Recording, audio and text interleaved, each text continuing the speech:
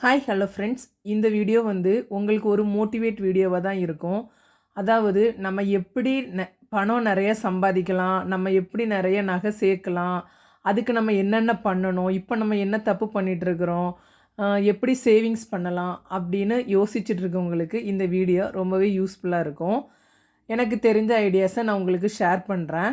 என்னென்ன செலவெல்லாம் கம்மி பண்ணிவிட்டு நம்ம பணம், ஜொல்லு, லேண்டு இதெல்லாம் எப்படி நம்ம பர்ச்சேஸ் பண்ணலாம், நம்ம இன்வெஸ்ட் பண்ணி வைக்கலாங்கிறத ஸ்டெப் பை ஸ்டெப்பாக ஈஸியாக உங்களுக்கு புரிகிற மாதிரி நான் சொல்கிறேன். அதுக்கு நம்ம ஃபஸ்ட்டு என்ன பண்ணணும்னா, இப்போ உங்களோட சம்பளத்தை ஃபஸ்ட்டு பாருங்கள். 20,000 தான் வாங்குகிறோம், ஆனால் நம்ம அளவுக்கு மீறி ஆசைப்படுறோன்னா இது நடக்காத விஷயம். அப்போ நம்ம ஃபஸ்ட்டு என்ன பண்ணணும், நம்மளோட சேலரியை அதிகப்படுத்த நம்ம என்ன பண்ணணும் அப்படின்னு ஃபஸ்ட்டு திங்க் பண்ணுங்கள். இப்போ உங்களுக்கு ஒரு 20,000 25,000 தான் சேலரி அப்படின்னா, அகெயின் நீங்கள் வீட்டுக்கு வந்ததுக்கப்புறமா நம்ம மறுபடி பார்ட் டைம் ஜாப் ட்ரை பண்ணலாமா, எதாவது பெஸ்ட்டாக இருக்குதா நியர்பையில் அப்படின்னு ட்ரை பண்ணுங்கள். இல்லை வீட்டில் இருந்தே எதனா ஓன் பிஸ்னஸ் பண்ணலாமா அப்படின்னு ட்ரை பண்ணி நம்மளோட ஏர்னிங் லெவலை இன்க்ரீஸ் பண்ணுங்கள். நீங்கள் ஏர்னிங் லெவலை இன்க்ரீஸ் பண்ணுறப்ப உங்களுக்கு ஆட்டோமேட்டிக்காக சேவிங்ஸ் வந்துட்டுருக்கும். ஸோ நான் ஃபஸ்ட்டு என்ன சொல்கிறேன்னா, உங்களுக்கு அடுத்த லெவல் போகணும் அப்படின்னா இப்போ வாங்கிட்டு இருக்க சேலரி பத்தாது. ஸோ நெக்ஸ்ட்டு நம்ம அடிஷ்னலாக business are part time job என்ன பண்ணணும் அப்படிங்கிறத திங்க் பண்ணுங்கள். கடவுள் நம்ம எல்லாத்துக்குமே ஒவ்வொரு திறமை கொடுத்துருப்பாங்க. ஒவ்வொரு ஃபீல்டில் நல்ல ஒரு பிரெயின் இருக்கும், நல்ல ஹெல்த்தியாக இருப்பாங்க, கை கால் திறனாக நம்ம நல்லா தாங்க இருக்கிறோம். ஸோ நம்மளை முன்னேறணும் அப்படின்னா முடியாதுங்கிற வார்த்தைக்கு இடமே கிடையாது. ஏன் பார்ட் டைம் ஜாப் நம்ம ஓன் பிஸ்னஸ் பண்ணுறதுக்கு நம்மகிட்ட ஃபினான்ஷியலாக நம்ம ஸ்ட்ராங் இல்லைன்னா கூட சூப்பர் மார்க்கெட்டில் ஈவினிங் ஜாப் இருக்குது, வாட்ச்மேன் ஒர்க் இருக்குது, எவ்வளவோ எக்ஸட்ரா சொல்லிகிட்டே போகலாம். அதை ஒன்று மட்டும் நோட் பண்ணிக்கோங்க. பணம் சம்பாதிச்சு இன்றைக்கி நல்ல லெவலில் இருக்கிறவங்க அவங்களோட பேசிக்கை பார்த்திங்கன்னா கஷ்டப்படாமல் யாருமே வந்திருக்க மாட்டாங்க. நம்ம இன்றைக்கி அவன் என்ன சொல்லுவான், இவன் என்ன சொல்லுவான், நம்ம இந்த வேலை பார்க்கலாமா பார்க்கக்கூடாதான்னு ப்ரிஸ்டேஜ் ப்ராப்ளம் பார்த்திங்கன்னா முன்னேறது கஷ்டம். நம்ம என்றைக்குமே அடுத்தவங்கள தான் பார்த்துட்ருப்போம். அதான் ஒரு பழமொழி சொல்லுவாங்கள்ல, நம்ம என்ன தொழில் செய்கிறோமோ அதுதான் நமக்கு தெய்வம்.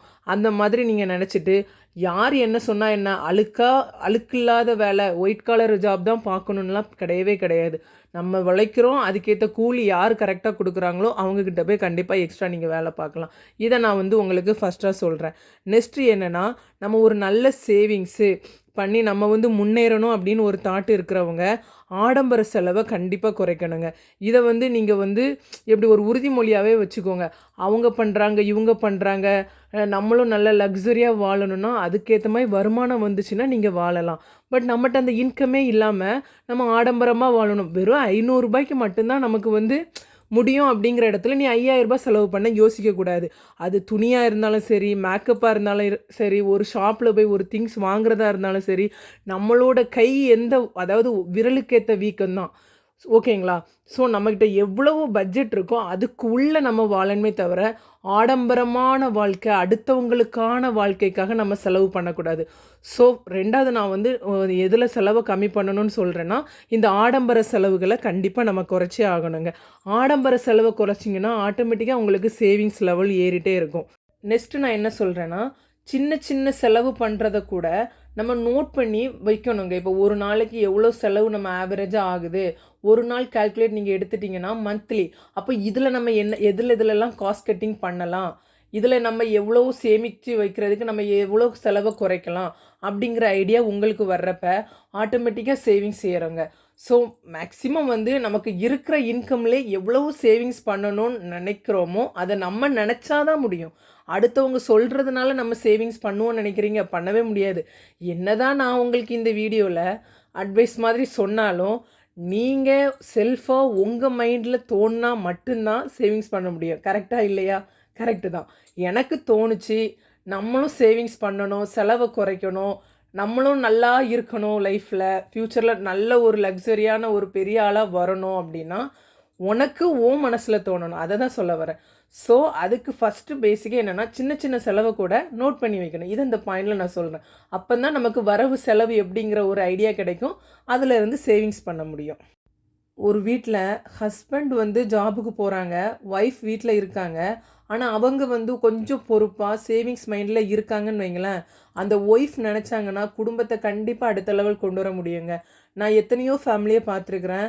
சேவிங்ஸ் மைண்டில் ஹஸ்பண்ட் இருப்பாங்க, ஒய்ஃப் வந்து அடாவடித்தனமாக தேவையில்லாத செலவு, ஆன்லைன் ஷாப்பிங்கு, அதாவது ரூ. 500க்கும் வாங்கலாம் ஸ்லிப்பரு, ரூ. 1000க்கும் வாங்கலாம், ரூ. 2000க்கும் வாங்கலாம்.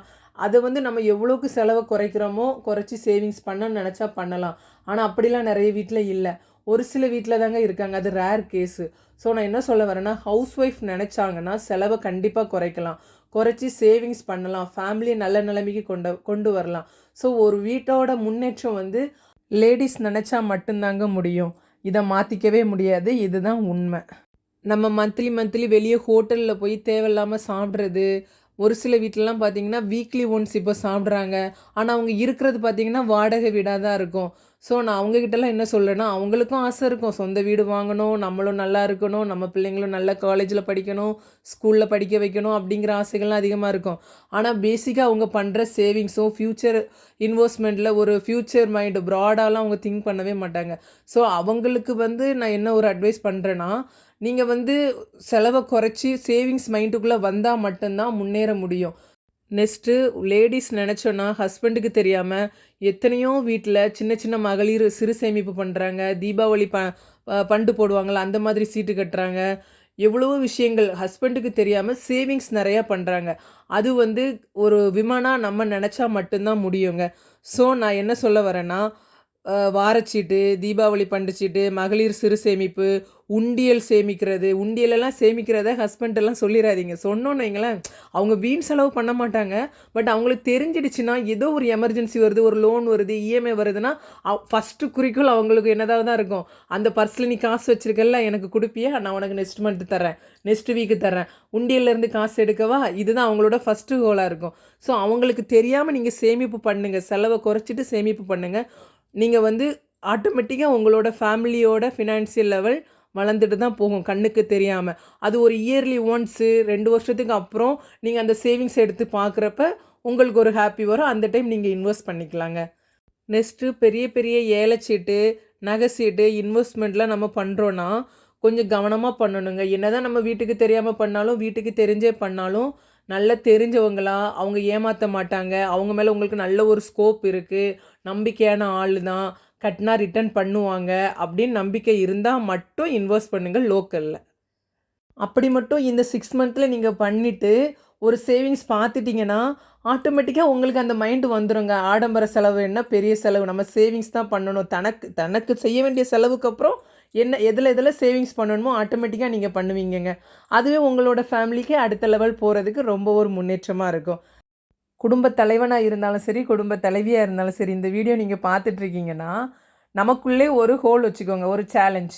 இப்போ இந்த மே மந்த்து மிடில் வந்துடுச்சு. நெக்ஸ்ட் மந்த்தில் இருந்து நம்ம யோசிக்கிறோம், இந்த இயர் முடிகிறதுக்கு இன்னும் ஒரு 6 மந்த் இருக்குது.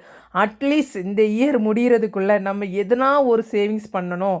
பணமாக இருந்தாலும் சரி, பவுனாக இருந்தாலும் சரி, ஏதோ ஒரு செலவை நம்ம குறைச்சி ஒரு சேவிங்ஸ் பண்ணுறோம் அப்படின்னு நீங்கள் உங்கள் மைண்டில் எடுத்து பண்ணுங்கள்.